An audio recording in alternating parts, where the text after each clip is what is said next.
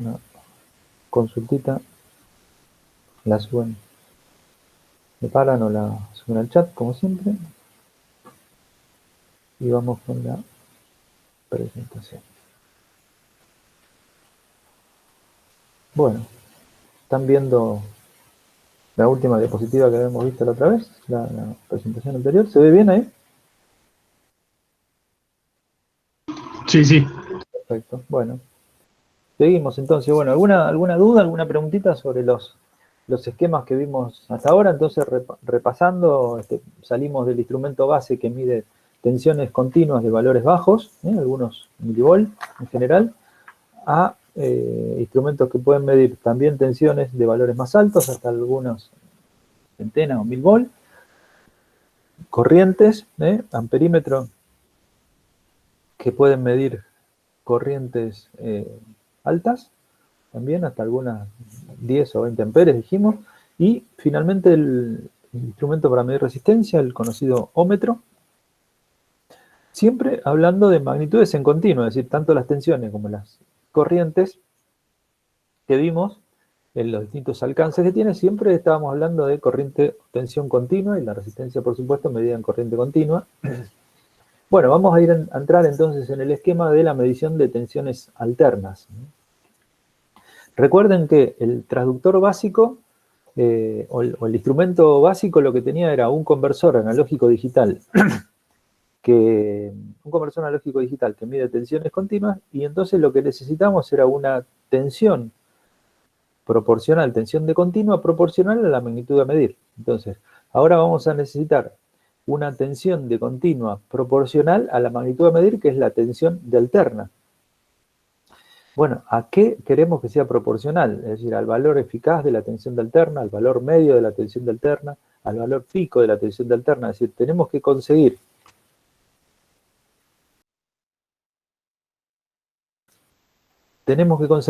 un transductor que a partir de la tensión de alterna lleve algún valor al conversor analógico digital de tensión continua que sea proporcional a alguna de las magnitudes que caracterizan a una tensión alterna. Entonces, tensión alterna, si es una tensión alterna periódica, el valor medio es nulo, a lo largo o a través en todo el periodo. El valor eficaz, si es una tensión sinusoidal como la que estamos viendo acá, como se está poniendo como ejemplo, que es lo habitual, digamos, con eso vamos a arrancar, medir tensiones sinusoidales. El valor eficaz queda definido por una relación que es la tensión máxima sobre raíz de 2, y por supuesto el valor máximo es directamente U máximo. Entonces, para medir tensiones alternas, lo que vamos habitualmente a buscar en el transductor es algún transductor que sea capaz de medir valor eficaz o eventualmente valor máximo. Vamos a ver que la mayoría apuntan al valor eficaz, es decir, que lleguemos al conversor analógico digital con una tensión de continua que sea proporcional, por ejemplo, al valor eficaz. Entonces, bueno, hay distintos tipos de detectores de tensión, que así se lo llama habitualmente, un detector de tensión alterna que convierte un determinado parámetro de tensión alterna en una tensión continua proporcional, que es la que va a medir el conversor. Para eso, para llegar a esos transductores, vamos a repasar primero para ponernos de acuerdo en el lenguaje, más que nada, no es porque ustedes no lo sepan o no se lo acuerden, está en cualquier bibliografía, pero para ponernos de acuerdo un poquitito en el lenguaje, de qué se habla cuando se habla de factor de forma de onda, por ejemplo, de una tensión sinusoidal, o de una tensión periódica alterna. El factor de forma de onda se define como la tensión, el valor eficaz de la tensión dividido el valor medio de medio ciclo. ¿Por qué decimos de medio ciclo? Bueno, por lo que habíamos dicho acá, es decir, el valor medio de una señal periódica es 0, entonces de ninguna manera se puede utilizar eso, sino que se utiliza el valor medio de medio ciclo para definir lo que se llama el factor de forma de onda. Otro factor que aparece bastante en la bibliografía, que lo vamos a necesitar, es lo que se llama factor de cresta. El factor de cresta es una relación entre el valor máximo, el valor cresta máximo, y el valor eficaz. Para una onda sinusoidal, el factor de forma de onda da 1,11, como es conocido, y el factor de cresta, el raíz de 2, que habíamos puesto también en la diapositiva anterior. Estos son valores que vamos a utilizar bastante, por eso la idea de presentarlos acá para, como les decía, simplemente ponernos de acuerdo en el lenguaje que vamos a utilizar. Entonces, los detectores de tensión alterna, es decir, hablamos de detectores cuando pensamos en ese esquema de transductor que traduce una cierta magnitud de alterna, el valor eficaz, por ejemplo, o el valor cresta, en una tensión continua que le es proporcional, que es la que va a ir al conversor, y a partir de decir la indicación de esa tensión continua es proporcional a algún valor de alterna. Bueno, hay básicamente 3 tipos de detectores, pero nos vamos a centrar un poco más en detalle en 2. Uno de ellos son los conocidos detectores de valor medio, ¿sí? Es decir, lo que hacen es calculan el valor medio de la señal de alterna, ¿sí?, en medio ciclo, y a través de lo que es el factor de forma de onda permiten obtener el valor eficaz de la señal, ¿sí? Si pensamos en lo que habíamos definido como factor de forma de onda, lo que hace ese detector o ese transductor es determinar cuál es el valor medio de medio ciclo de una señal de alterna que queremos medir, multiplicar por un dado factor de forma de onda, y a partir de ahí, entonces la indicación, el valor medio es el valor de continuo, ¿no es cierto? El valor medio de medio ciclo es el valor de continuo en medio ciclo. Este valor de continuo, una tensión continua, es medible por el conversor. Entonces, el conversor mide esta tensión continua. Este factor de forma de onda se consigue a través de algún bloque que multiplica por un determinado factor de forma de onda, que para onda sinusoidal ya vimos que era 1,11. Entonces, medimos una tensión de continua con el conversor, multiplicamos por un factor de forma de onda, que por supuesto va a depender de la señal, del tipo de señal que queremos medir. Si multiplicamos por 1,11, el instrumento va a funcionar bien para ondas sinusoidales, ¿no? Vamos a ver que eso va a ser una limitación del instrumento. Entonces, vamos a obtener el valor eficaz a través de medir el valor de continuo y multiplicar por un factor, en principio, conocido. Eso es... Se está conectando alguien más, acá estamos. Eso es lo que conocemos como detectores de valor medio. Habitualmente, como dice acá, lo que se busca es conocer el valor eficaz de una señal de alterna, ¿no? También, si una señal es sinusoidal, vimos que el valor máximo y el valor medio, el valor eficaz están relacionados, pero bueno, en principio lo que interesa es el valor eficaz de cualquier señal de alterna. Entonces, estos detectores de valor medio, ya vamos a ver que son simples, pero bueno, tienen ciertas limitaciones. El otro tipo de detectores que aparecen son los denominados detectores de valor eficaz verdadero. Es decir, estos detectores, ya vamos a ver que con distintos esquemas, distintas formas de implementación real, lo que hacen es obtener una tensión continua directamente proporcional al valor eficaz de la señal de alterna. Acá ya dentro de la definición podemos imaginar que no tenemos una definición clara de que la forma de onda tiene que ser una sinusoide, porque no estamos multiplicando por un factor de forma de onda. De alguna manera determinamos el valor eficaz de la señal y obtenemos una señal que es de continua proporcional a ese valor eficaz. Ese va a ser el esquema de bloques bien simple del transductor, que vamos a ver ya después cómo se implementa. Entonces, detectores de valor medio y detectores de valor eficaz verdadero. Son los dos a los que nos vamos a abocar ahora en adelante en un ratito. No vamos a dejar de mencionar los que son los detectores de pico o de cresta, que bueno, también tienen de familiar con los detectores de valor medio, que lo que hacen es, el detector detecta el pico o detecta la cresta, el valor máximo de la señal, y multiplica por un factor de cresta, ahora en lugar de por un factor de forma de onda. Multiplica por un factor de cresta, y a través de esta definición de factor de cresta que pusimos acá, el instrumento determina el valor máximo, lo traduce en una continua, ¿sí?, multiplica esa continua o divide esa continua por el factor de cresta, y a partir de ahí obtiene el valor eficaz a partir de los valores iniciales, que son la continua proporcional al valor máximo y el factor de cresta. Obviamente también acá el factor de cresta está definido para una determinada forma de onda, y bueno, también tendrá limitaciones por ese lado. Pero bueno, estos detectores, si bien se usaron, ya prácticamente no pueden aparecer en alguna bibliografía, pero ya no, prácticamente no aparecen, por lo cual los mencionamos porque están en la bibliografía y de hecho existen, pero no nos vamos a abocar a ellos, sino nos vamos a ceñir a estos dos que, bueno, como vamos a ver, son parte de los instrumentos que vamos a utilizar en la práctica, son los instrumentos que aparecen habitualmente en cualquier laboratorio, son los instrumentos típicos como los multímetros, cualquier multímetro de mano, normalmente utiliza algún esquema de estos dos como detectores para medir valor eficaz basado en una continua que es la que mide el conversor, ¿no? Bueno, entonces vamos a los primeros, ¿no? El detector de valor medio. ¿Qué dijimos? Tiene que calcular el valor medio de el semiciclo o una semionda, ¿sí? El valor medio de medio ciclo. Entonces, lo que hace primero, si acá pensamos que tenemos una onda, podemos pensar en principio, para simplificar, el ejemplo que habíamos puesto, una onda sinusoidal, lo que hace el esquema, un esquema de bloques, por supuesto, pero lo que hace internamente el instrumento, es decir, esta es la tensión incógnita que queremos medir, una tensión alterna, sinusoidal, que tiene un cierto valor eficaz. Ese valor eficaz es el que queremos que se vea reflejado en la pantalla del instrumento, lo que queremos que el instrumento mida.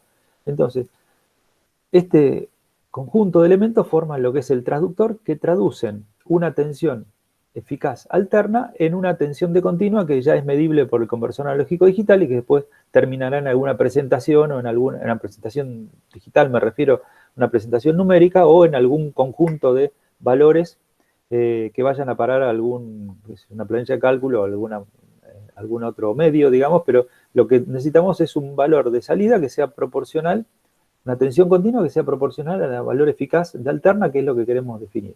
Entonces, se rectifica la señal, se hace la integral de la señal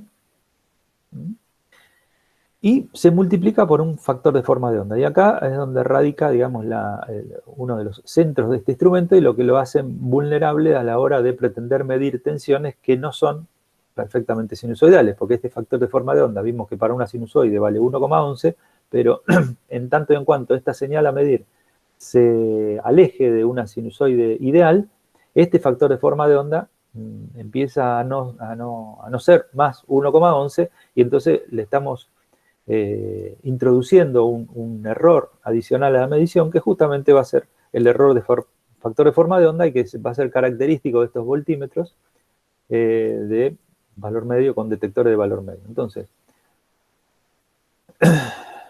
un poco el resumen en la diapositiva de lo que acabamos de decir.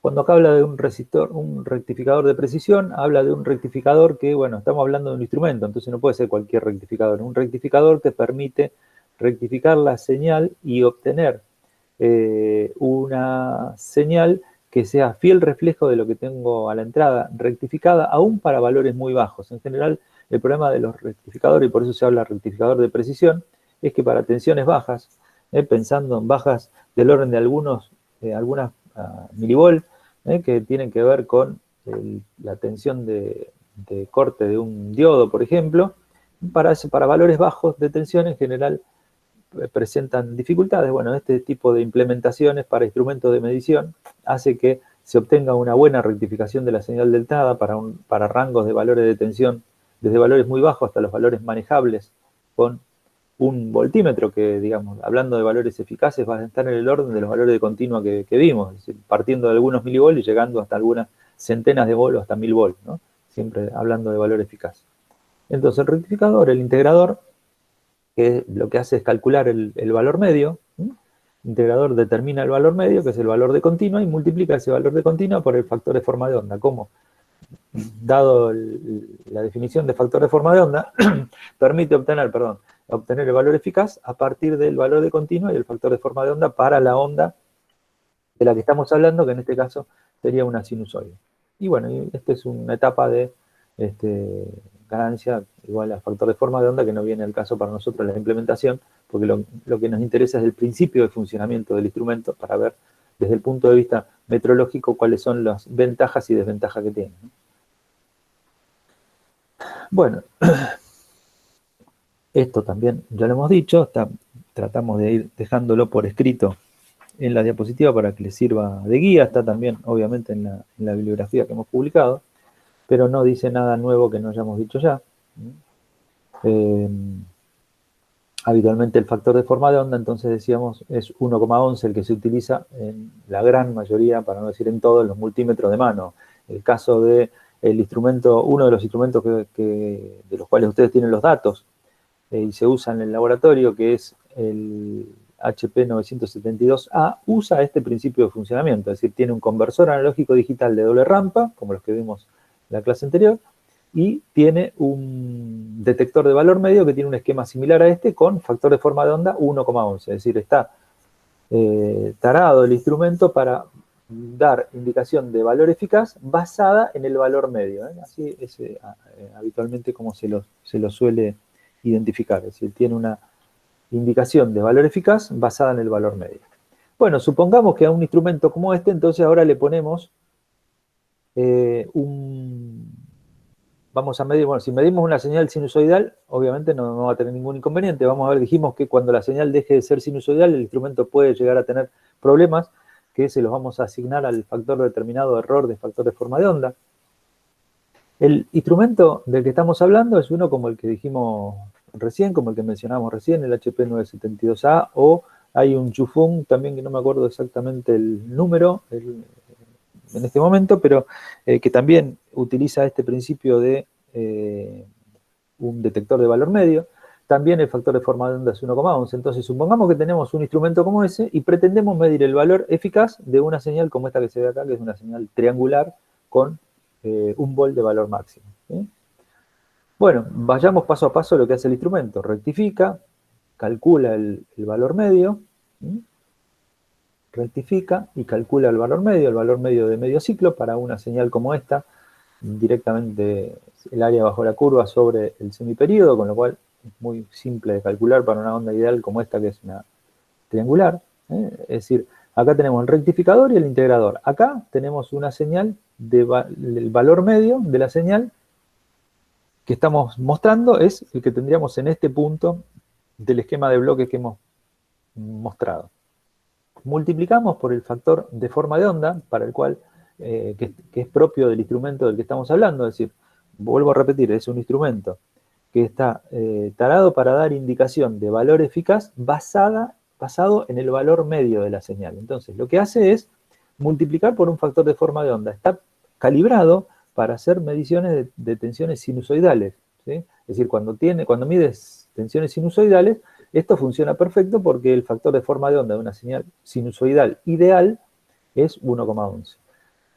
Bueno, en este caso, entonces la indicación del instrumento, ¿cuál va a ser? Y bueno, va a ser multiplicar ese valor medio que obtuvo acá, ese valor de continuo que obtuvo acá, multiplicarlo por 1,11. Es decir, el valor medido, el valor eficaz medido que va a indicar el supuesto instrumento que tenemos acá a la salida basado en este conversor analógico digital, va a ser el valor medio de la señal que tenemos acá, es decir, el valor de continua, multiplicado por 1,11. El valor de continua era medio volt, 1,11 por medio volt, 0,555 volt sería la indicación de este hipotético instrumento que mide valor eficaz basado en el valor medio. ¿Está claro? Hasta acá el procedimiento. Este es lo que indicaría el instrumento, es el valor medido por un instrumento como este, que está calibrado para medir ondas sinusoidales, y yo le pongo una triangular. ¿Estamos bien hasta acá? Sí, sí. Estamos bien.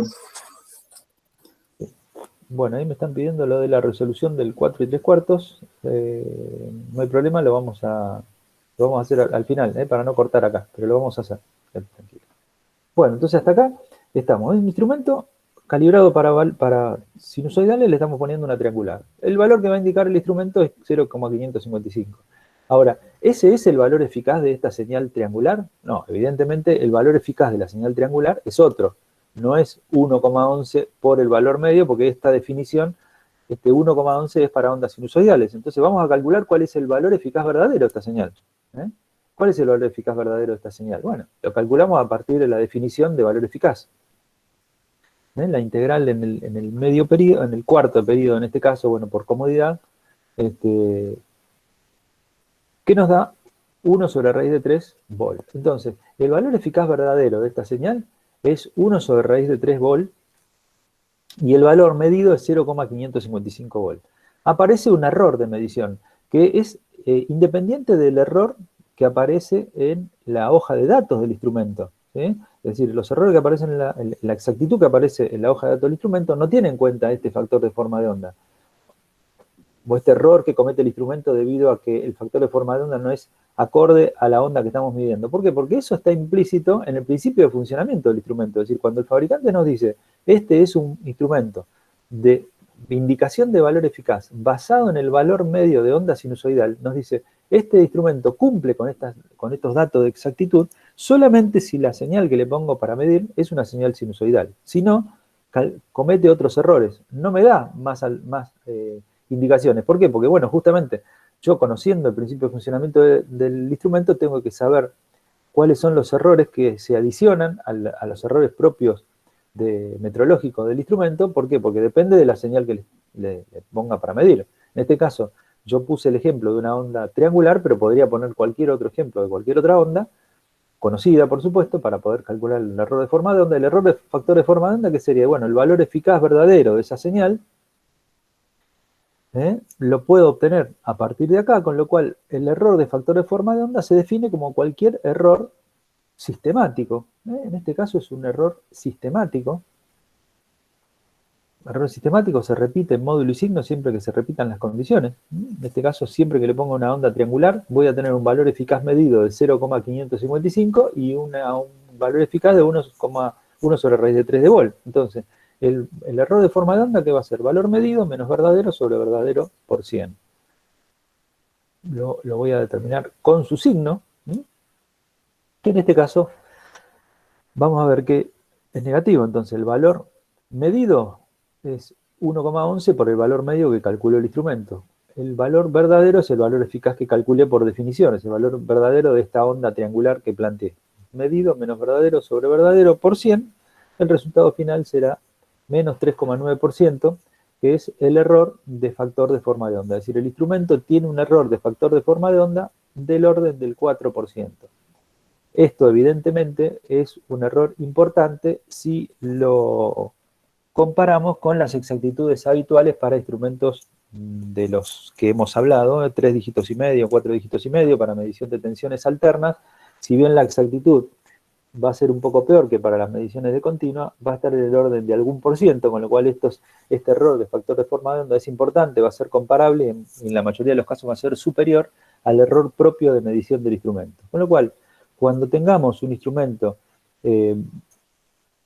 construido a partir de un detector de valor medio, es decir, un instrumento que da indicación de valor eficaz basada en el valor medio de una onda sinusoidal, atención que el instrumento comete errores o puede cometer errores importantes dependiendo de la forma de la onda que le coloque al instrumento, es decir, del factor de forma de onda que finalmente tenga la señal a medir, que no es el 1,11, que es únicamente para una onda sinusoidal, ¿no? Bueno, acá tenemos cálculos de errores de factor de forma de onda teóricos, por lo menos, para distintas señales. Obviamente para la sinusoidal el error de factor de forma de onda es 0, para una triangular, para una señal de pulsos, para una onda cuadrada. Bueno, simplemente a modo de ejemplo para que se vea que el error de factor de forma de onda, después vamos a hacer ejemplo más adelante, pero puede tomar valores extremadamente grandes dependiendo de la forma de onda que le coloca a la entrada. Para una onda cuadrada, una onda perfectamente cuadrada, el factor de forma de onda es más 11, es decir, el instrumento mide un 11% de más. Acá el instrumento medía un 3,9% de menos. El instrumento medía 0,555 cuando era 1 sobre raíz de 3 el valor, ¿no? En el caso de la onda triangular que planteamos nosotros. Bueno, ¿estamos bien hasta acá? Tengo algunos dibujitos de algunas formas de onda que suelen aparecer. Una onda como esta, una sinusoide con un tercer armónico del 20% más o menos, tiene un factor de forma de onda que es 1,06. Acá tenemos una señal con un tercer armónico que tiene un cierto desfasaje de 180 grados, también de un 20%, pero con un desfasaje donde la forma cambia de la onda cambia, obviamente, con un factor de forma de onda de 1,21, ¿sí? Todos estos factores de forma de onda se alejan de 1,11, con lo cual el instrumento, basado en el valor medio, si le pongo para medir el valor eficaz de esta señal, va a cometer, además de los errores propios, un error debido al factor de forma de onda, ¿sí? Bueno, ¿cómo estamos hasta acá? ¿Está claro? ¿Alguna pregunta?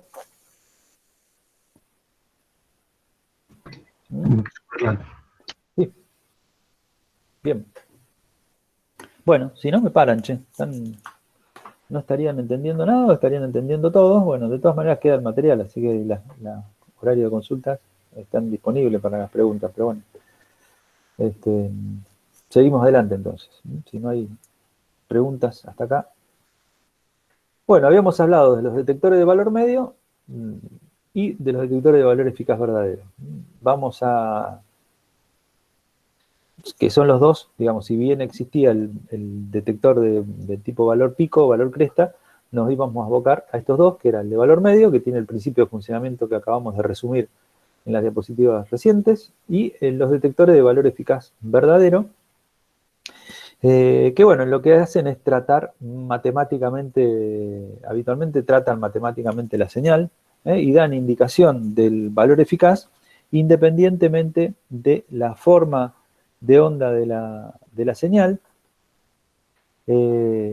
calculan el valor eficaz por definición, con distintas implementaciones, y ya veremos que cuando uno habla de valor eficaz verdadero, en realidad también va a tener ciertas limitaciones. Si bien va a indicar el valor eficaz verdadero de señales que no son sinusoidales, por supuesto, cuando las ondas tienen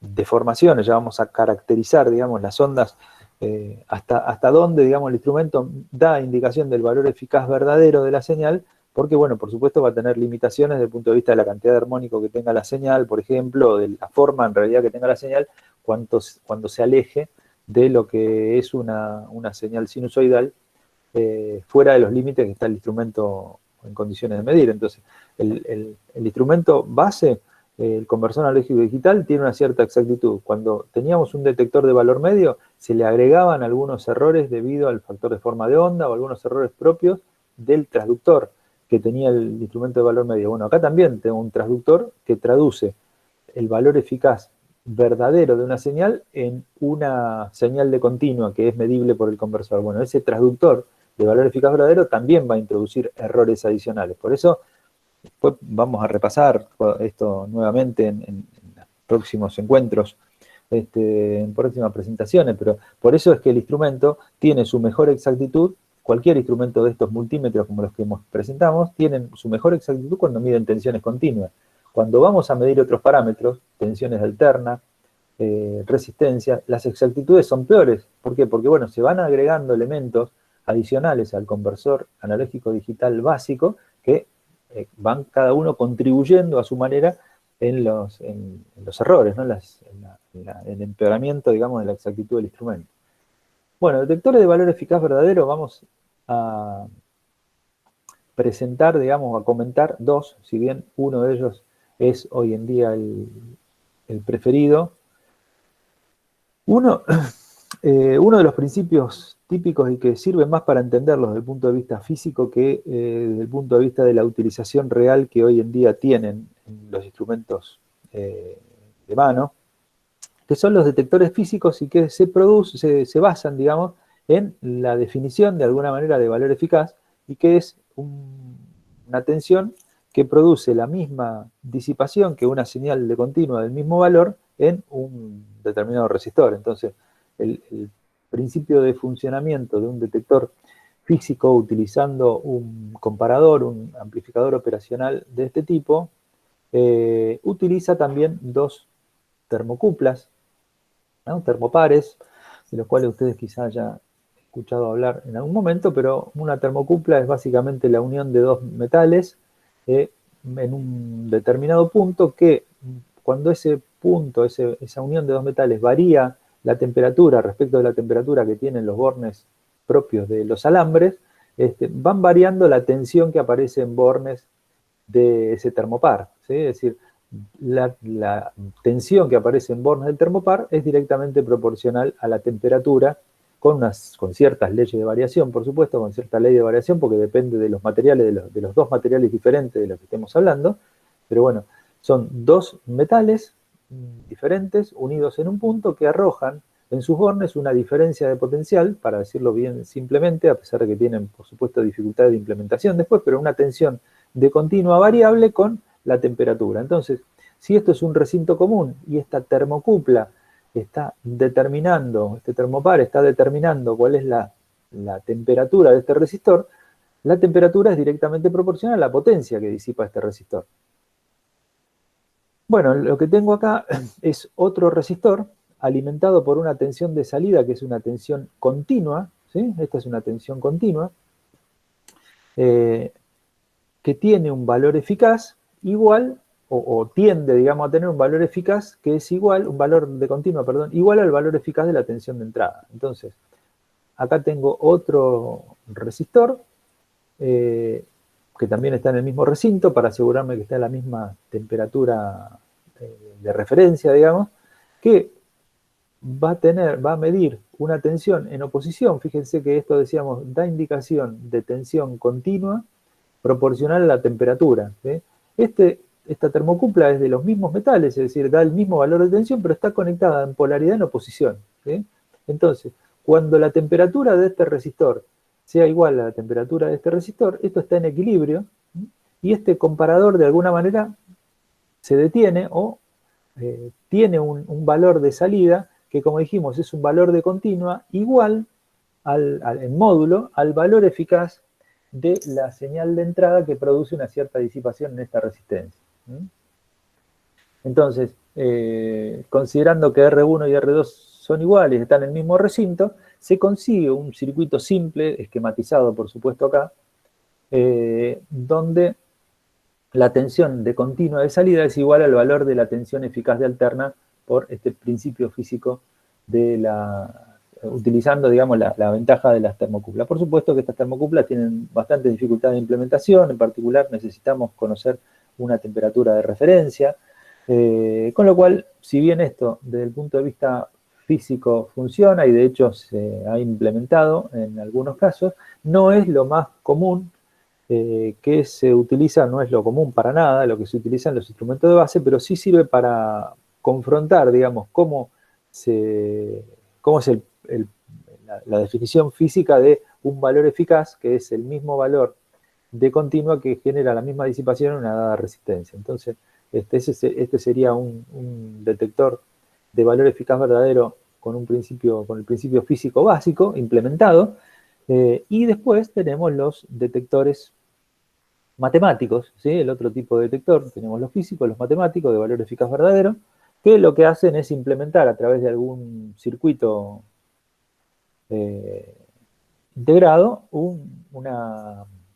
la definición de lo que es el valor eficaz, es decir, calcula el valor eficaz por definición. Por supuesto, como decíamos, también, si bien esto, así como está, parecería que la tensión de continua que tengo a la salida, o la magnitud de continua que tengo a la salida es directamente proporcional al valor eficaz de la tensión de entrada, con lo cual no habría error debido a estos módulos. Bueno, por supuesto que estos módulos no son ideales, este integrado no es ideal, tiene sus propios problemas, me refiero a que introduce errores adicionales en la implementación de estos módulos que están esquematizados acá, y además tiene limitaciones también desde el punto de vista de cuál es el rango de frecuencias de las señales de alterna que le puedo poner a la entrada, o de la deformación de la señal que le puedo poner a la entrada, que ya vamos a ver ahora enseguida en los instrumentos reales cómo se les pone una cuantificación, es decir, cómo a través de distintos medios los instrumentos nos van diciendo cuáles son las limitaciones que tienen desde el punto de vista de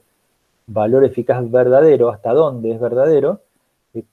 Bueno, hay distintos indicadores en las hojas de datos de los instrumentos, en las especificaciones del instrumento, que van diciendo cómo contribuyen estos módulos dependiendo de las distintas implementaciones. Por supuesto que este es un simple ejemplo, que no es el único para nada, y no todos los multímetros que veamos utilizan esto mismo, ni mucho menos, simplemente para poner un ejemplo que dé indicación de cuál es el principio de funcionamiento que usan estos detectores matemáticos.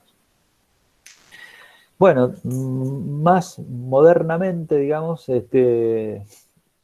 aparecen estos detectores de muestreo digital, que ya se están usando cada vez más en instrumentos digitales de mano.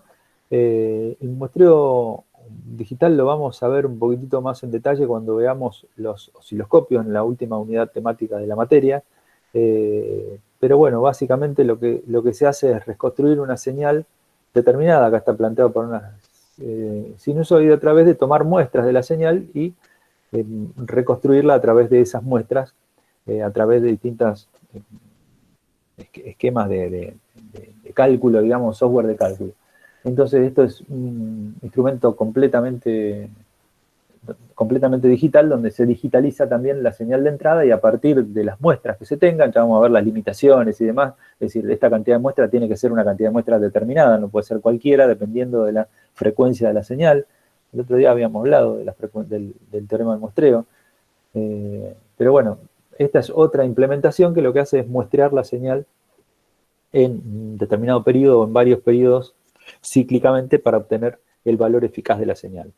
Pero bueno, se parece más, si bien no tiene nada que ver, en la implementación se parece más a la determinación de un valor eficaz verdadero, no ya del principio físico del primer detector que veíamos, sino de una implementación completamente digital de la circuitería, ¿no? Bueno, entonces, instrumentos de valor medio, instrumentos de valor eficaz verdadero. Nos vamos a desprender un poquitito del tipo de detector que utilizan los instrumentos, nos vamos a quedar con lo básico.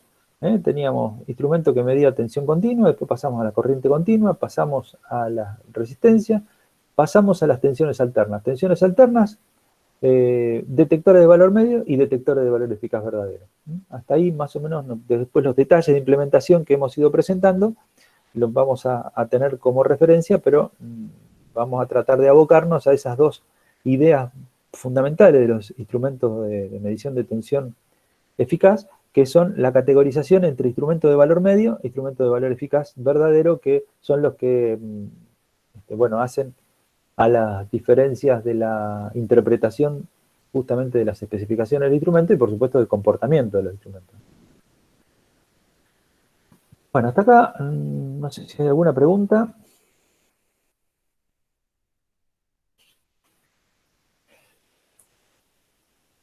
Bueno, tenemos para estos instrumentos que miden valor eficaz, dijimos, tenemos algunas características propias de los instrumentos en su utilización como medición de valores eficaces, diferente de lo que era el instrumento base de medición de tensiones continuas.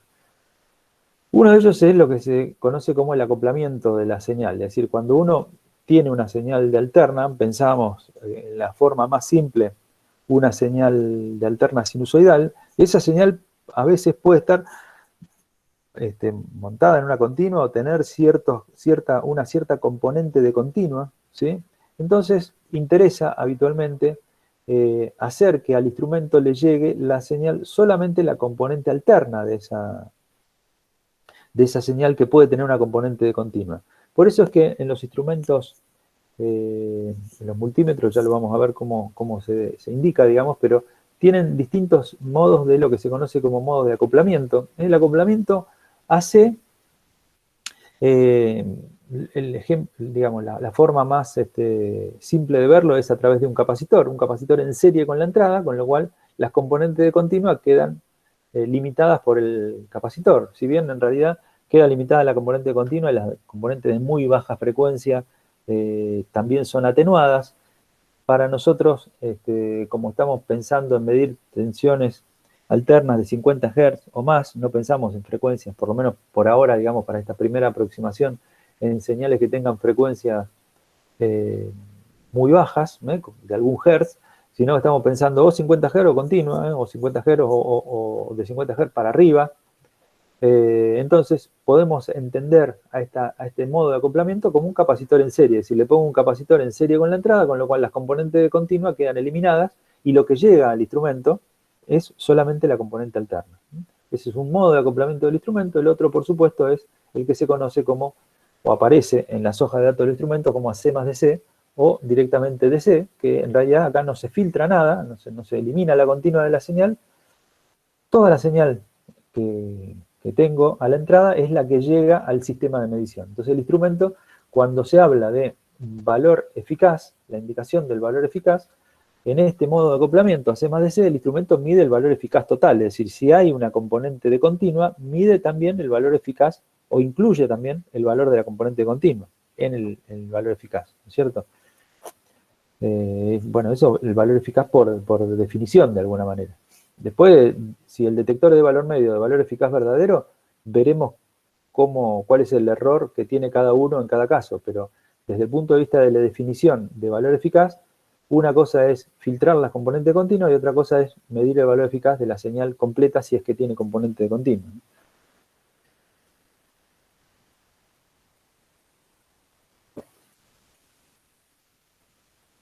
Bueno, otra de las...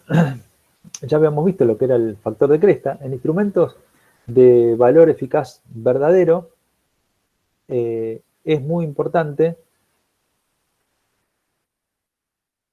la definición del factor de cresta, porque este de alguna manera va a poner ciertas limitaciones justamente a lo que decíamos, ¿sí? Cuando hablábamos de valor eficaz verdadero, no es que puede medir el valor eficaz verdadero de cualquier señal, mide el valor eficaz verdadero de una señal alterna y con ciertas limitaciones. Bueno, el factor de cresta del instrumento, que es un dato que se da siempre en instrumentos de valor eficaz verdadero, atención con esto, valor eficaz verdadero, el factor de cresta es un factor propio del instrumento, ¿sí? Ya habíamos visto lo que era el factor de cresta por definición. Acá estamos hablando del factor de cresta del instrumento, que lo que me da una idea de cuál es el valor cresta máximo que puede tener la señal a medir referido a su valor eficaz. Es decir, la señal puede estar deformada, puede no tener un factor de cresta de raíz de 2, como corresponde a una sinusoide, puede tener un factor de cresta más grande, es decir, puede tener una relación cresta-eficaz más grande y el instrumento puede seguir midiéndolo bien hasta cierto punto. Es decir, cuando la onda es muy deformada, cuando la relación del valor cresta, valor eficaz o factor de cresta es muy grande, el instrumento puede no tener la exactitud garantizada, ¿sí? Acá aparece un ejemplo en esta diapositiva, que es un instrumento, esto es típico de uno de los instrumentos, de algunos de los instrumentos que ustedes tienen como dato, donde dice que el factor de cresta es igual a 3. El factor de cresta del instrumento es igual a 3. Lo que quiere decir un factor de cresta del instrumento igual a 3 es que el instrumento puede medir señales de tensión alterna. Estamos hablando de instrumentos de valor eficaz verdadero. Pensemos, por ejemplo, en el HP 974A, no en el 972, que es valor medio, valor eficaz verdadero. Entonces, el instrumento en el alcance de 500 mV, por ejemplo, puede medir señales de hasta 500 mV de valor eficaz, pero cuya cresta no supere 3 veces este valor del alcance. Es decir, la máxima tensión cresta que puede tener la señal que voy a medir es 1,5 volt. Si le pongo una tensión de una cresta mayor que 1,5 volt en el alcance de 500 mV, ¿qué quiere decir? ¿Que el instrumento se va a romper? ¿Que no lo puede medir? No, quizá lo pueda medir. Lo que el fabricante deslinda responsabilidad respecto de la exactitud que garantiza. Es decir, ya no va a garantizar la exactitud de una medición de una señal de alterna, es decir, en la indicación de valor eficaz verdadero, cuando la cresta de la señal en el alcance de 500 mV supere los 1,5 volt. Entonces la señal puede ser deformada, pero no cualquiera, es decir, no da el valor eficaz verdadero de cualquier señal. Tiene limitaciones el instrumento. Una de las formas de definir esas limitaciones es a través de lo que se conoce como factor de cresta del instrumento. ¿Estamos bien hasta acá? Sí, sí. Entonces, atención con esto, después hay algunos ejemplos planteados y vamos a hacer alguno más. Cuando se habla de factor de cresta del instrumento, 3, no quiere decir que la señal tenga que tener un factor de cresta de 3, ¿sí?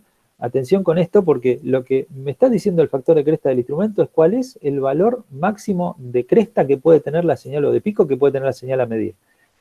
Supongamos que la señal tenga un valor de 200 mV, es decir, estoy dentro del rango, un valor eficaz de 200 mV, estoy dentro del rango de los 500 mV que puede medir el instrumento, ¿sí? Si mide una tensión de 200 mV. ¿Cuál es el valor cresta que puede tener esa señal como máximo para que la mida con las especificaciones de exactitud que da el fabricante? Siempre 1,5 volt.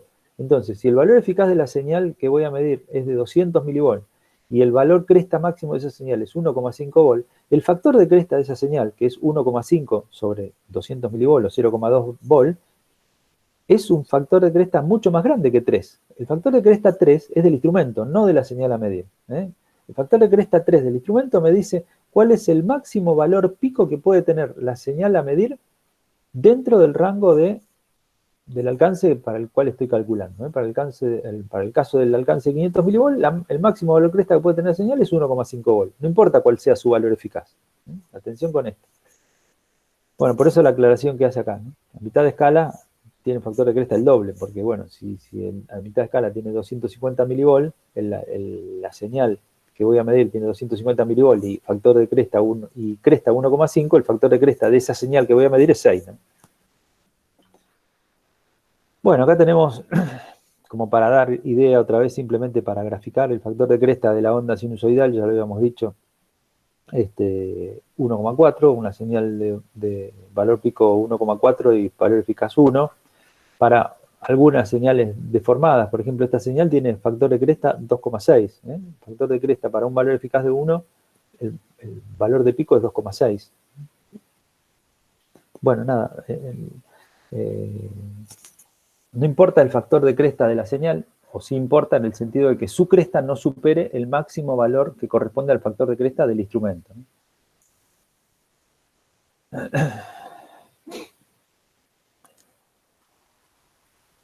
Bueno, acá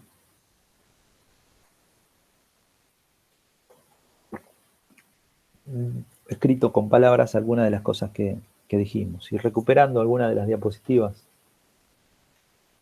parte de la diapositiva que habíamos visto, bueno, acá tenemos señales típicas donde se da cuál es el valor eficaz, cuál es el factor de cresta para una onda determinada, donde, bueno, a partir de acá se podrían hacer algunos cálculos. Vamos a hacer un pequeño ejemplo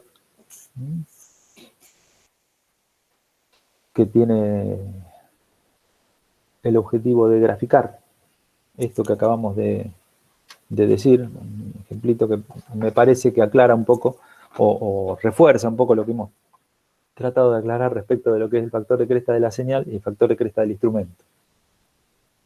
Bueno, acá estamos pensando en hacer la medición del valor eficaz con un instrumento como el HP 974A, que es un instrumento de valor eficaz verdadero, como lo que estamos considerando. Instrumento de valor eficaz verdadero. La señal que tenemos que medir es una señal de pulsos como esta. Tiene un pico máximo de 20 volt y un periodo o una relación de periodo de 3 a 50 milisegundos. Entonces, utilizando la definición que habíamos puesto en la diapositiva anterior, podemos calcular el valor eficaz de esta señal y definimos o calculamos que la señal tiene un valor eficaz de 4,9 volt.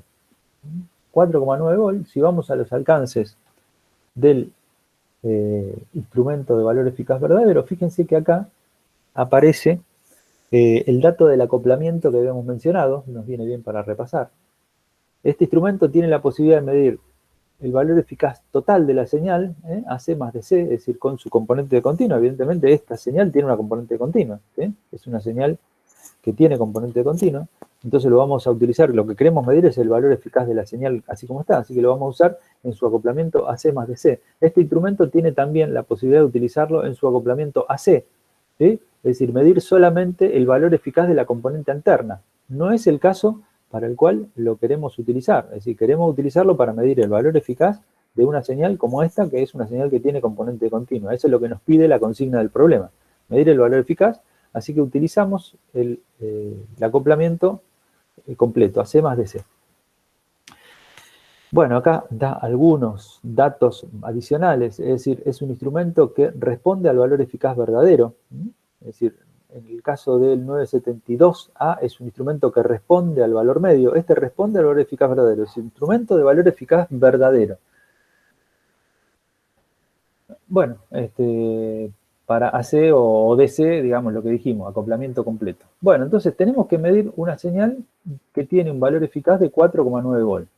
Bien, para medir 4,9 volt y siguiendo la consigna de utilizar el el instrumento para que mida lo más cerca del fondo de escala posible, tendríamos que utilizar el instrumento en el alcance de 5 volt, ¿sí? Es decir, tenemos el instrumento en el alcance de 5 volt, las exactitudes que dependen de la frecuencia,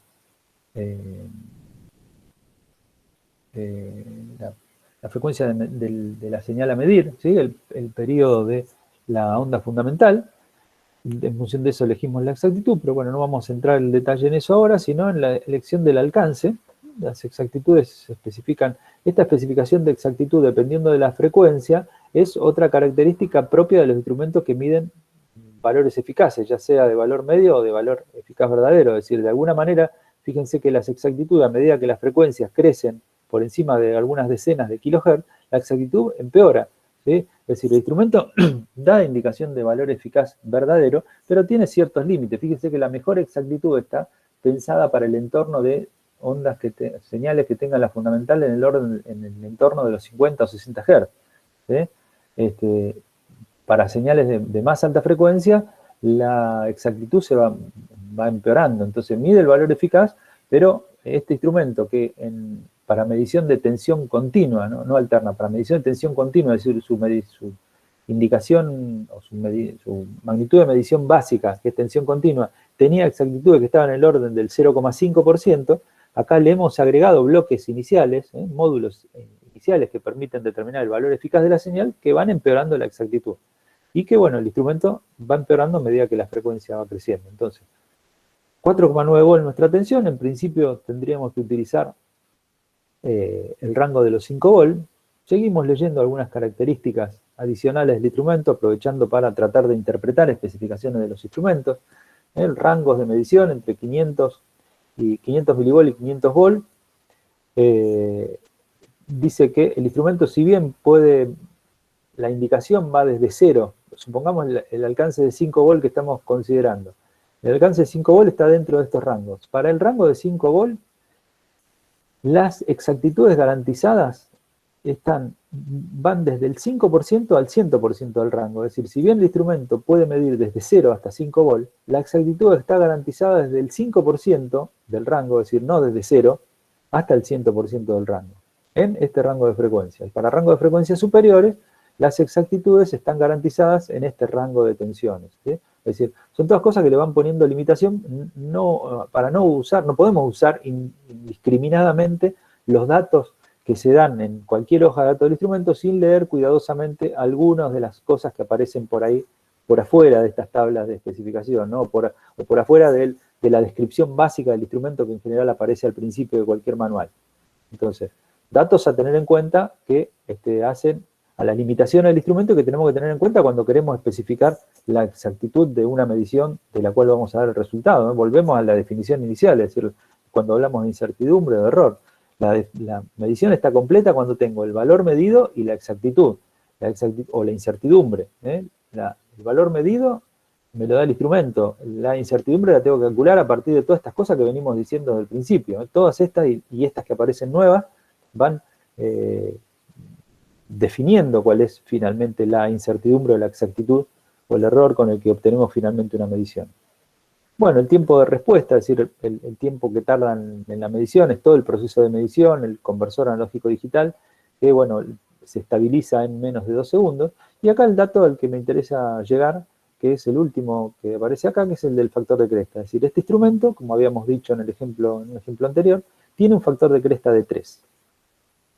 Bueno, para una tensión como la que teníamos, que tenía un valor cresta de 4,9 volt, vamos a elegir en principio el alcance de 5 volt. Pero bueno, estamos midiendo una señal que es bastante deformada, entonces tenemos que analizar un parámetro más que es el factor de cresta, como lo hemos dicho a través de las diapositivas anteriores.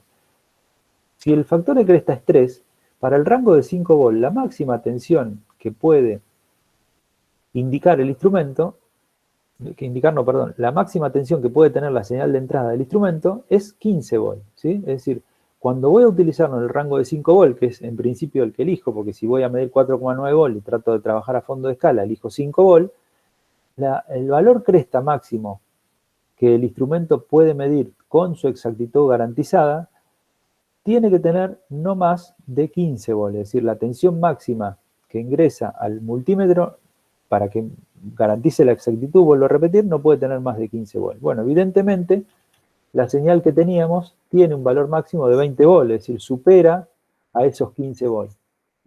Entonces, no me queda otra alternativa que ir al alcance siguiente. Es decir, acá estoy yendo en contra de lo que vine diciendo hasta ahora, y en realidad no estoy en contra de eso, sino que aparece una característica más del instrumento. Es decir, siempre dije, vamos a tratar de trabajar a lo más cerca de fondo de escala posible para cometer el menor error posible del instrumento, ¿sí? Para tener la resolución, la mejor resolución en la medición, en la mayor cantidad de cifras y por lo tanto un mejor resultado. Bueno, acá esto no se opone a lo que veníamos diciendo, sino que es el alcance, trabajar lo más cerca de fondo de escala posible, pero bueno, sin violar ninguna de las otras limitaciones que van apareciendo en los instrumentos en función del tipo de medición que haga, ¿sí? Bueno, en este caso entonces no puedo utilizar el alcance de 5 volts, ¿por qué? Porque la tensión máxima, dado el factor de cresta del instrumento, supera la tensión máxima de la señal a medir, supera la máxima tensión que está en condiciones de medir el instrumento con exactitud garantizada. Entonces paso al siguiente, donde, bueno, si el factor de cresta sigue siendo 3, en el rango de 50 volts, la tensión máxima que puedo poner es 3 por 50, ahora serán 150 volts, que está bastante por encima de los 20 volts que tiene la señal. Bueno. ¿Estamos bien hasta acá? Bien, bien, va bien. Bueno, ahora lo que se propone, digamos, en la diapositiva siguiente es pensar en una señal igual que esta, pero que ahora tenga un valor máximo de 10 volts. En la diapositiva está, creo que bastante claro, lo pueden seguir, pero bueno, tenemos el mismo instrumento, las mismas especificaciones de exactitud del instrumento, con lo cual tiene el mismo factor de cresta, pero ahora la señal que tenemos que medir tiene un valor máximo de 10 volts. Entonces volvemos a hacer toda la cuenta otra vez, es decir, el valor eficaz ahora es 2,4. Bueno, 2,4 volts. 2,4 volts. El alcance elegido sigue siendo 5 volts. La máxima tensión para 5 volts sigue siendo lo que habíamos calculado recién, 3 sería 15 volts, ¿sí? Entonces, ahora la señal tiene un valor máximo de 10 volts, con lo cual el alcance a utilizar puede ser ahora de 5 volts, ¿sí? Es decir, esta tensión ahora tenemos una señal igual que esta, pero con un pico de 10 volts. Si el pico es de 10 volts, el valor eficaz que calculamos, por la definición que habíamos visto, es 2,4 volts. Si vamos a medir un valor eficaz de 2,4 volts, elegimos en principio otra vez el alcance de 5 volts. El factor de cresta es 3, o sea, la tensión máxima que puede aparecer, puede ponerse acá a la entrada, tiene 15 volts, ¿sí? Como ahora la tensión máxima es 10 volts, nos quedamos con el alcance de 5 volts. Esa es la conclusión un poco. Es decir, acá lo que pretendemos reafirmar es que si uno calcula el factor de cresta de las señales, tanto la que tenía 20 volts de máximo como la que tenía 10 volts de máximo, el factor de cresta de la señal es 4, ¿sí? Es decir, la idea de este pequeño ejercicio es poner de manifiesto que cuando hablamos de factor de cresta, atención que no es el factor de cresta de la señal a medir, es el factor de cresta que pone acá, es el factor de cresta del instrumento, que lo que define es cuál es el valor máximo de la tensión que puede tener una tensión que tenga un cierto valor eficaz, ¿sí? No importa el factor de cresta de la señal, importa poder definir el valor máximo de esa señal y compararlo con el valor máximo que sale del factor de cresta. Bueno, no sé si está claro, si hace falta alguna indicación adicional. Bueno, siguiendo un poco, siguiendo un poco con el tema este de las características especiales que hacen a los instrumentos de valor eficaz, en particular a los de valor eficaz verdadero, dijimos, bueno, los fabricantes tienen distintas formas de indicar cuáles son los límites que tiene un instrumento de valor eficaz verdadero. Es decir, otra vez, decimos, es valor eficaz verdadero, pero no da el valor eficaz verdadero de cualquier señal.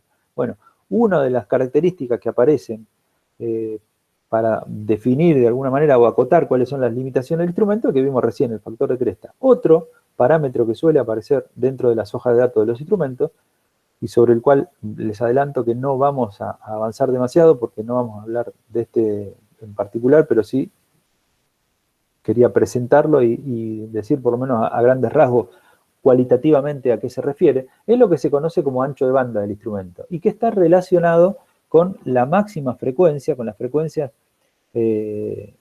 las máximas frecuencias, bien digo, de las señales que puede medir el instrumento. Es decir, estamos pensando en un instrumento de valor eficaz verdadero para medir señales de 50 Hz o armónicos. Vimos la hoja de datos del instrumento, ¿sí?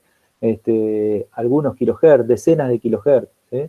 Pero bueno, tiene limitaciones, por eso el fabricante pone hojas de datos como esta que vimos acá, ¿sí? Donde da exactitudes hasta ciertos valores de frecuencia. Bueno, cuando hablamos de ancho de banda del instrumento, de alguna manera estamos diciendo con otro lenguaje estas limitaciones.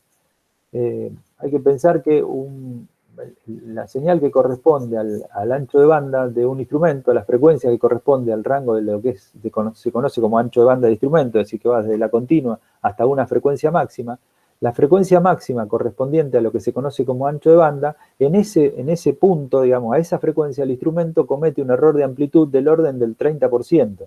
Entonces, evidentemente, cuando se da el dato del ancho de banda y se dice el ancho de banda del instrumento es de 200 kHz, evidentemente lo que me gustaría rescatar en este pequeño comentario de lo que es el ancho de banda es que si el instrumento me dice que tiene un ancho de banda de 200 kHz, no me está diciendo que el instrumento puede medir bien señales de hasta 200 kHz. Muy por el contrario. Es decir, el instrumento va a estar en condiciones de medir señales que están bastante por debajo de los 200 kHz, porque les estoy diciendo en forma cualitativa o cuantitativa muy aproximada que para la frecuencia que corresponde al ancho de banda del instrumento, el instrumento ya va a tener un error de amplitud del orden del 30%. Es decir, si comparamos ese 30% que aparece debido al ancho de banda del instrumento con las exactitudes típicas de un instrumento como que los que mide alterna, que pueden ser 1, 2, 3, 5%, evidentemente la frecuencia que corresponde al ancho de banda del instrumento, si eso se da como dato, no siempre aparece como dato, pero no quería no mencionarlo porque suele aparecer, si eso se da como dato, de ninguna manera es el dato de la frecuencia a la cual el instrumento, hasta la frecuencia que el instrumento puede medir con exactitud garantizada, sino que me está dando un dato de una limitación, una frecuencia que excede bastante la máxima frecuencia para la cual el instrumento puede medir con una exactitud garantizada. ¿Sí? Para la medición con una exactitud garantizada, vamos a la hoja de datos, a las especificaciones del instrumento, ¿sí? Más que si aparece un dato de ancho de banda del instrumento. Si bien con el dato de ancho de banda del instrumento podríamos trabajar y hacer bastantes cuentas, no es el objetivo de la materia, porque bueno, no es el objetivo del tratamiento de ese tema acá, pero sí es importante venir a instrumentos como este, del cual hemos venido viendo las especificaciones de exactitud para tensión continua, para corriente continua, para resistencia. Bueno, ahora venimos a este instrumento, el Yokogawa 720, que ya habíamos hablado, el instrumento de 50.000 cuentas. Es un instrumento de valor eficaz verdadero, es decir, da indicación de valor eficaz verdadero. Tiene una indicación de factor de cresta. El factor de cresta que da para el instrumento es, para 1000 volt, 1,5, ¿sí? Es decir, el factor de cresta, dijimos, es una de las limitaciones, es una de las indicaciones de cuál es la señal, cuán deformada puede estar una señal o cuán distinta de una sinusoide puede ser una señal que el instrumento es capaz de medir. El instrumento tiene un factor de cresta que es igual o menor que 3, como lo mismo que habíamos visto para el Hewlett Packard que vimos en alguna diapositiva anterior. El factor de cresta es 3, ¿no? Es un valor típico para los instrumentos de valor eficaz verdadero de uso general.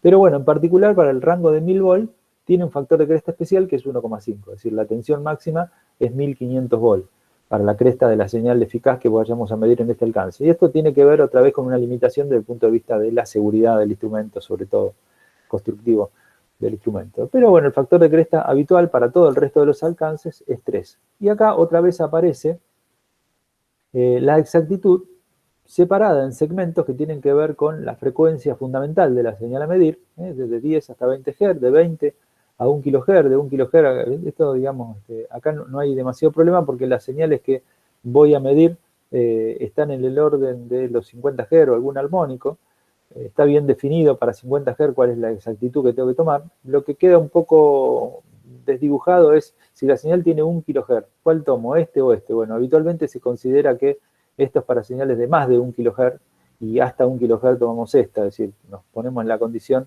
habitualmente digamos la condición de mejor exactitud cuando la frecuencia fundamental de la señal está en el límite entre dos especificaciones de exactitud, ¿sí? Pero bueno, acá otra vez aparecen discriminados dependiendo de la frecuencia, ¿no? O que pone de alguna manera de manifiesto las limitaciones del instrumento cuando mide valor eficaz verdadero a través del factor de cresta, a través de que la exactitud va empeorando con la frecuencia.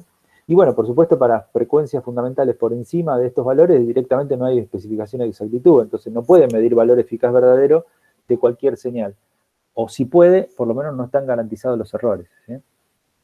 Bueno, los asteriscos que aparecen acá, asterisco 2, dice que las especificaciones de exactitud van entre el 10 y el 100% del rango, es decir, el instrumento puede indicar desde 0 hasta 50 milivolts, ¿sí? Pero las exactitudes que se indican acá van desde el 10%, es decir, desde 5 milivolts, hasta 50 milivolts, no desde 0 milivolts. Es decir, si voy a medir 1 milivolt con este alcance, no tengo exactitud garantizada, ¿sí? Eso es muy importante tener en cuenta. Porque, bueno, puedo medir 1 milivolt, pero la exactitud no está garantizada. ¿Por qué? Porque las exactitudes valen desde el 10% del rango, es decir, desde 5 milivolts en este caso, por ejemplo.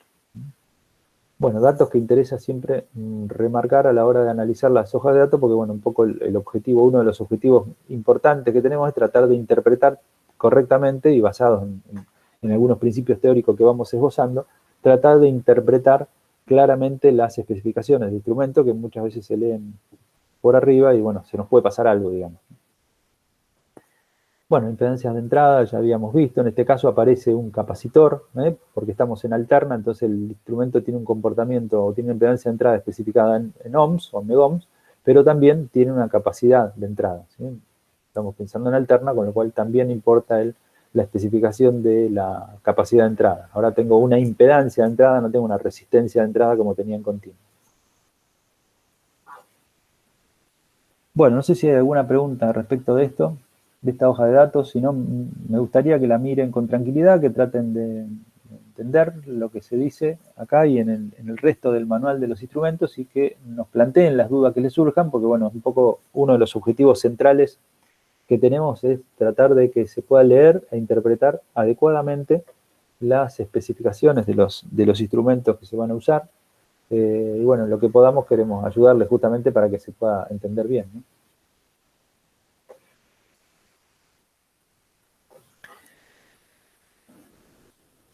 Bueno,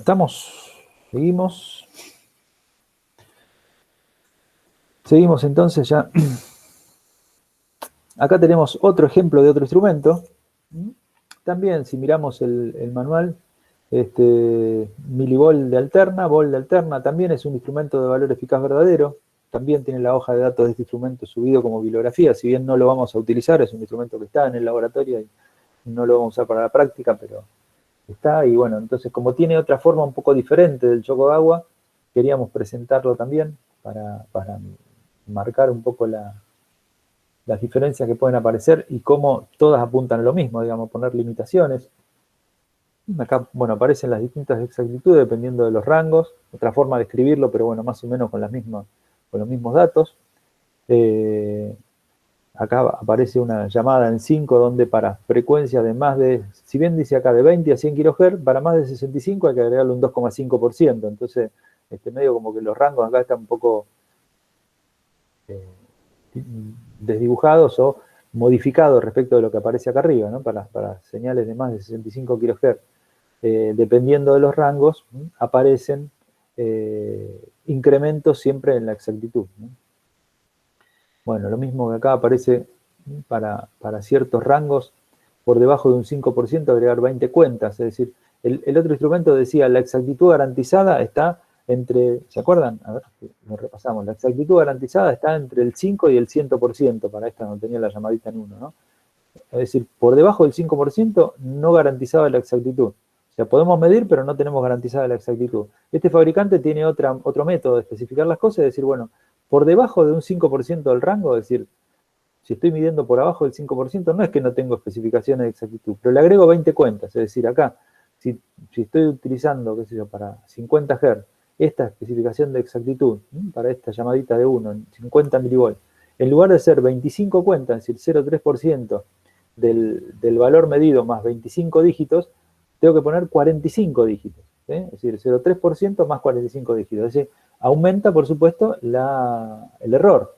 La exactitud es peor, porque bueno, estoy más cerca del principio de escala, el instrumento tiene especificaciones de exactitud diferentes para muy al principio de escala, es decir, entre el 0 y el 5% del rango.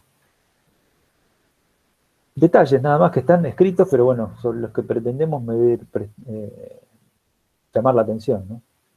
Aparece para este instrumento también una forma diferente de hablar sobre el factor de cresta. Si bien el factor de cresta especificado para plena escala en otra parte del instrumento que no tenemos acá, porque bueno, está fuera de lo que es la hoja donde está la especificación de exactitud, sino que está dentro del manual del instrumento, el dato, dice que el instrumento tiene un factor de cresta menor o igual que 3, ¿sí? A plena escala.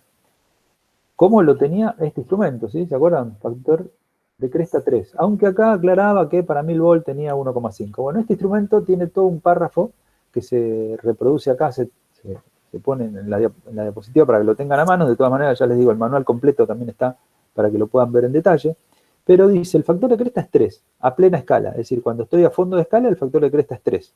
Hasta ahora, hasta ahí no cambia nada de lo que venimos diciendo, porque el factor de cresta dijimos que se definía a fondo de escala, a plena escala. Ahora, dice que aumenta linealmente a 5 a la mitad de la escala, salvo el rango de 1000 volt. Es decir, en lugar de pasar a mitad de escala a 6, como pasaba de acuerdo a las cuentas que hicimos, si a fondo de escala tengo 3, a mitad de escala tengo el factor de cresta es 6, en este caso llega hasta 5, es decir, no se duplica a mitad de escala. Una forma un poco más rara y más difícil de tratar, porque bueno, dice, hay que tratarlo linealmente, ¿no? Así que hay que sacar la cuenta como si fuera una recta. Bueno, donde se encuentra, en 1000 volt, donde se encuentra otra vez 1,5 a plena escala, aumentando a 3 a la mitad de la escala. Es decir, a 1000 volt, lo mismo que pasaba en el instrumento anterior, a 1000 volt el factor de cresta es 1,5, ¿sí? El alcance de 1000 volt es 1,5. Y a mitad de escala es 3, es decir, acá sí es el doble, es decir, acá sigue la nomenclatura, la convención habitual. Bueno, y otras aclaraciones que hace acá, digamos, esto mírenlo con detenimiento y hagan alguna cuenta, y después, si quieren, y después lo comentamos en la próxima, o me hacen las preguntas que quieran en la próxima, porque no, digamos, leyendo el párrafo creo que se entiende muy bien. Lo que hace es complejizar un poco el cálculo de cuál es la señal, o cuáles señales puedo medir. Es decir, cuando tengo una señal, tengo que fijarme cuál es la cresta máxima de esa señal y compararla con la cresta máxima que sale del factor de cresta del instrumento. Que cuando era 3, la cuenta era inmediata, como el ejercicio que hicimos del pulso, ¿sí? Pero acá ya, si las señales no tienen valor eficaz igual al fondo de escala, bueno, tengo que ver cuál es el factor de cresta que tiene el instrumento para ese punto de medición de valor eficaz determinado, ¿sí? Así que bueno, complejiza un poco y bueno, muestra de alguna manera que el instrumento es de valor eficaz verdadero, pero no puede medir cualquier valor eficaz verdadero de cualquier señal. Tiene limitaciones cuando la señal está deformada y cada fabricante lo pone de manifiesto de diferentes maneras. La mayoría de las veces asociada con el factor de cresta, pero a veces con algunas complicaciones de cálculo o de implementación, que si bien no son muy grandes, es importante tener en cuenta porque, bueno, hacen a que uno, otra vez con el objetivo de dar la medición y la incertidumbre o el error asociado a esa medición, calcule bien ese error, ¿no es cierto? Es decir, sepa realmente cuáles son las limitaciones del instrumento que está utilizando. Un instrumento de valor medio, dijimos, si mide onda sinusoidal o está tarado para onda sinusoidal y mide una triangular, comete un error de factor de forma de onda. Bueno, voy a un instrumento de valor eficaz verdadero. El instrumento de valor eficaz verdadero me soluciona ese problema, porque no tiene error de factor de forma de onda, pero tiene otros errores asociados con el factor de cresta, por ejemplo. Bueno, y acá dice, para ondas no sinusoidales, está remarcado esto porque es importante, dice agregar el 0,3% del rango más 0,1% de la lectura. Es decir, todas estas especificaciones de exactitud, si bien es un instrumento de valor eficaz verdadero, valen solamente para onda sinusoidal.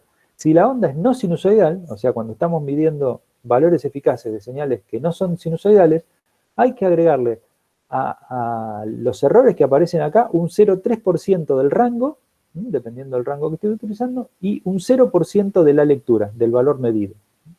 O sea, a todo esto se le agrega un 0,1% del valor medido. Bueno, ¿por qué eso no está puesto directamente en esta tabla? No lo sé, pero fíjense hasta qué punto uno lee esta tabla y con esta tabla en principio pensaría que están todos los datos relacionados con la exactitud. Acá aparece el término precisión porque es un término que se suele traducir literalmente del inglés, que a veces dice accuracy, a veces dice precision. Pero bueno, como dijimos, el término correcto acá sería exactitud. Pero bueno, aparece una tabla de exactitudes, pero en la tabla no está todo. Y estos párrafos que acá están resaltados con una letra grande, no siempre aparecen con letra grande y resaltados en los manuales del instrumento, por lo cual hay que leerlo, mirarlo con cierto detenimiento. Bueno, no sé si hay alguna pregunta sobre esto, alguna pregunta más sobre los temas que hemos visto hasta ahora, porque con esto, por ahora, terminaríamos con... Vamos a seguir la próxima sobre todo vamos a hacer ejemplos de mediciones con instrumentos de valor medio, valor eficaz, para tratar de reforzar un poco la idea de lo que son los errores de factor de forma de onda, sobre todo para saber cuando estemos con un instrumento sensible al valor medio en la mano, qué cosas deberíamos tener en cuenta. ¿Eso sería mañana, profe? No, mañana no, el martes próximo. Martes En la próximo. teoría siempre los martes. Mañana lo que van a tener es la presentación del laboratorio. Bien, Presentaciones del laboratorio, si se fijan en la hoja del plan de actividades, en el calendario, aparecen dos. La idea de la presentación del laboratorio es la proyección del video. El video se va a subir, si no está ya, se subirá en el día de hoy. El video del laboratorio, o se presentarán directamente mañana y para que hagan las preguntas que crean. Va a quedar el video, por supuesto, subido a partir de mañana, seguro. Y se va a repetir el día lunes también, con presencia siempre de algún ayudante en ese horario, para que puedan hacer las preguntas que crean necesarias. Y bueno, después del laboratorio también, ya vieron que publicamos en el Classroom cuáles son los horarios habituales de consulta, como decíamos hoy. Cuando hay gabinete o laboratorio va a ser después de las 4 o a las 4, y cuando no, bueno, ahora, por ejemplo, si tienen preguntas, estoy a disposición. Profe, perdón. Sí. Perdón. No, sí, Juan. No, una consulta respecto a los laboratorios. Digamos, una vez que esté la presentación del video, tendríamos que hacer un informe, ¿no? Exactamente. ¿Y qué fecha de entrega tiene? ¿Eso está en el calendario? Está en el calendario también. Le estamos dando una semana para redactar. Bien, el excelente. laboratorio. Bueno, que hagan la consulta, después tengo una consulta de un ejercicio en particular. Sí, cómo no. Ricardo, tengo una consulta con el tema del laboratorio, porque yo me había anotado en el grupo de los lunes, pero justo me cae la fecha, el día con otra materia, y yo mandé un mail, pero no recibí respuesta. No sé te respondieron. si hay problema con que vaya mañana. No hay ningún inconveniente. Mira, le había pedido a los ayudantes que están con el tema de la comunicación de estos temas, que te lo indicaran. Pero bueno, voy a repetir el mail porque sí me acuerdo que había un correo tuyo. De todas maneras, no te das problema por la comisión, porque bueno, como no hay clases presenciales, no hay laboratorios presenciales, podés verlo. El video del laboratorio es el mismo para los lunes que para los miércoles. Lo que tenemos diferente son las personas que van a asistirlos para que puedan entender o hacer consultas sobre los laboratorios, ¿no? Gracias.